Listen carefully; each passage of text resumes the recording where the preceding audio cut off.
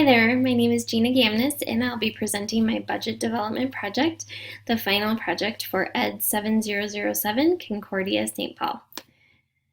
I was fortunate to have the opportunity to actually sit down with the principal of Oltman Middle School in South Washington County to go through all of the different aspects of her budget and to pick her brain about how she makes decisions for budgeting at her school. A couple of the things that confirmed ideas that I already had about how the school spent money was really based on comp ed monies and staffing. I worked at Oltman Middle School for about 7 years, and I also worked at the district level in South Washington County. So was part of several conversations about budgeting and staffing, and some different leadership roles that I had lent themselves for me to learn some more about this. And so my conversation with the principal just kind of reinforced some of the things that I knew already about comp ed. I knew that comp ed was money that was based on the percentage of students in the building that were on free and reduced lunch, and also that it's to be used for direct student contact. And I had been part of several conversations with the principal in the past about using that comp ed money for additional staffing. That her belief was that at Oltman Middle School, we would get the most results for the money based on having additional teachers in the building to allow for specific student needs and the support of that, and for creating really strong relationships in the school. Oltman Middle School also operates on the middle school house model.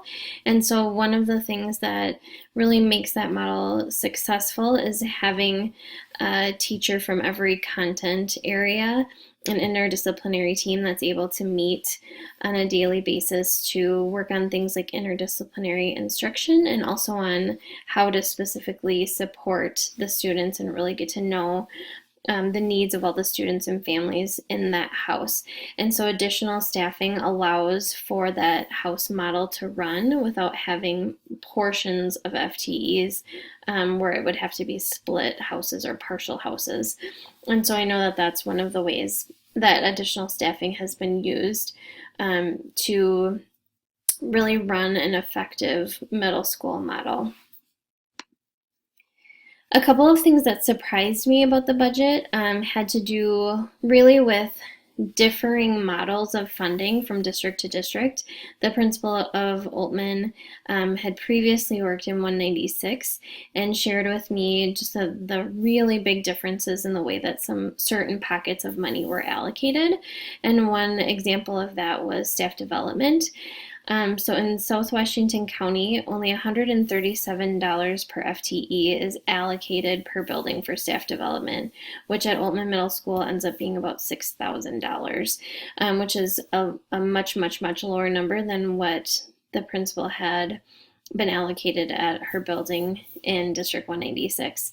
And the way that it was explained to me, and I don't know that I understand the full history of it, but the reason for that was at one point in history, the dollars for staff development days in the beginning of the year were decided to be allocated from the staff development budget for staff salaries for the first 2 days of the school year. So the first 2 days of workshop week each year, all instructional staff come together for staff development days that are planned by the district. And so all of the money for all of that staff salary for those 2 full days are taken from the staff development district budget, which takes up the vast majority of that budget. So just a small amount is allocated per building for ongoing professional learning requests from teachers. So that was a surprise to me, and I wonder if there's a more effective way to do that, but also don't know quite enough about the reasoning behind why that money is used for those first 2 days, and if there's a different way to do that. So that was one surprise. And the other was reductions based on enrollment without a minimum threshold. So we talked in class about provisions that have been made for districts with declining enrollment for the reason that at a certain point, it's really nearly impossible to effectively run a building when you are based on money is based on number of students, and that number is declining to a point where you can't even run day-to-day operations. So one of the things that surprised me about South Washington County, which is a growing district and many buildings have increasing enrollment, is that the buildings that do have declining enrollment are that maybe that provision isn't being taken into account on a district level to say we're making reductions or allocating certain monies based on number of students, but not really looking at what is that minimum threshold to be able to effectively run a building. So one example that the principal gave me was that based on number of students and number of students that qualify for gifted and talented services or support, allocated them this year a 0.09 FTE for GT support services, which to me, 0.09 of someone's FTE is not quite enough to really be able to invest the time to give the support needed. Even though it's maybe a small number of students that need that support, they still need that support. And so having what is my question really is, what is the minimum threshold of a portion of an FTE for a person to be able to dedicate specific services to a group of students? And then the other example that she gave was just not enough staff supervision hours. So money allocated to staff supervision based on number of students may not really reflect the needs of having a person present for supervision in different areas of the school at different times during the day. The school day is still the same amount of time, whether you have less students or not. And so just kind of figuring out what that minimum threshold also is for safety and supervision in the building. I do feel that that Oldman Middle School really does align the budget with core values. And the main core value that I've always observed at Oldman Middle School is students first, that everything revolves around making every opportunity for student success. And the core value of relationship building and making connections with students and families is very strong at Oldman Middle School. And what I saw in the budgeting was that the dedication to providing dollars toward extra staffing really supports that core value. That having the amount of staff needed to be able to maintain that middle school model where relationships are a priority and students are put at the center and discussed, and their needs are being addressed and talked about all the time, that allocation of staffing really supports those values. And then also looking at what are the unique needs of the students and how does extra staffing support that as far as enrichment, intervention, and all of those kind of things. Another area of funding that I felt aligned with those core values are the funding for after-school clubs and activities. With the number of students that come from low-income families at Oldman Middle School, it's always been a priority to make sure that those students have access and opportunities for enriched experiences through extracurricular clubs, whether they be hobby-based, academic, athletic, just having opportunities for students to stay after school on pretty much any day and participate in something of interest to them, making connections with other students and teachers, and then having free transportation to get home so that there is no barrier for them to attend those different opportunities. And then the last one is the funding that has been utilized to maintain access to one-to-one iPads. Oldman has had iPads for all students for the last 3 years, and the funding originally came from the district, from federal dollars actually, but there was not a long-term funding stream in place, and so that funding has been shifted to the schools to be able to keep the iPads and replace ones that are no longer working. And I believe that that again represents that core value of providing access and opportunity for students, that we want to level that playing field of access to technology for our students to help prepare them to be future ready. When I'm in charge of a school budget, I feel like I will reflect many of those same core values. My experience in the schools that I've been in really has driven me to focus on access and opportunity for students, to make sure that every student, regardless of where they come from or where they're going to, have every opportunity for success and to be able to build and follow and reach their dreams and goals.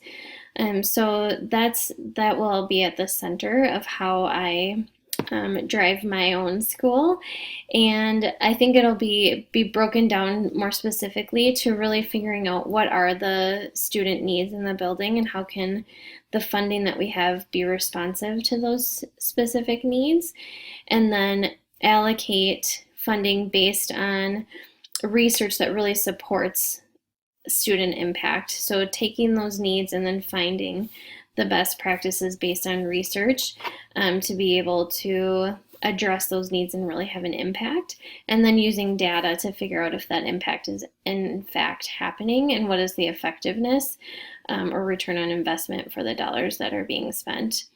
And then finally, I think something that will be really important to me is maintaining high quality staff. So figuring out ways to enrich and enhance instruction through staff development and staff collaboration, and creating a really high quality culture in the school where all staff believe that all students can succeed and that we all come together to figure out how we're going to make that happen, and then using the dollars that we have to support those methods.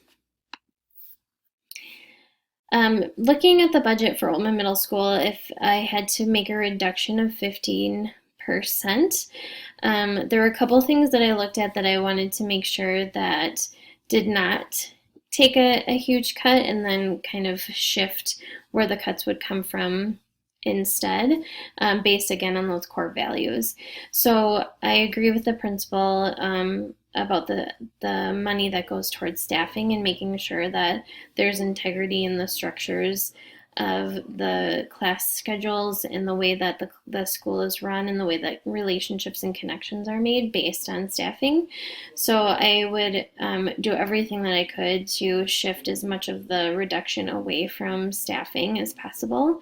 And then I would also do everything I could to make sure that the funding stream for the technology, for the iPads, was able to be maintained. We've really seen a huge shift over the last few years with instructional practice based on the technology, and also student ownership and engagement with their learning. And so I would want to make sure that that kept moving forward and did not take a step back. And so based on those two values, I think I would do what I could to take reductions from capital and discretionary. I do know that those can be some really good flexible pots of money, but I also believe that some of the capital and discretionary supply needs may be reduced based on the access to technology and iPads. You may not need some of those things like smart boards and some of the additional paper supplies based on having the funding going toward the one-to-one technology. And if I had 15% in new funding, I think it would take a lot of information gathering to figure out what would be an appropriate response to real-time staff and student needs. But a couple areas that I think I would look at were long-term access to the technology, again, because the current funding is not stable. And so just figuring out how we can create some stability there so that that doesn't go away. And then also staff development, because the current options are so limited. And I believe in developing teachers and investing in that human capital. And so just finding ways to increase opportunities for staff for ongoing professional learning and the follow through that goes along with that. How do we find the time to collaborate and use and track and benchmark what we've learned and what we are implementing and changing? So I want to thank you for this opportunity. This was a really great project. I really enjoyed the opportunity to sit down with the principal and talk through the budget and really to hear her thinking behind the ways that she makes decisions based on her individual building needs and the money that has been allocated to her building. I really enjoyed the class and thought the project was great, so I thank you for the opportunity and have a great day.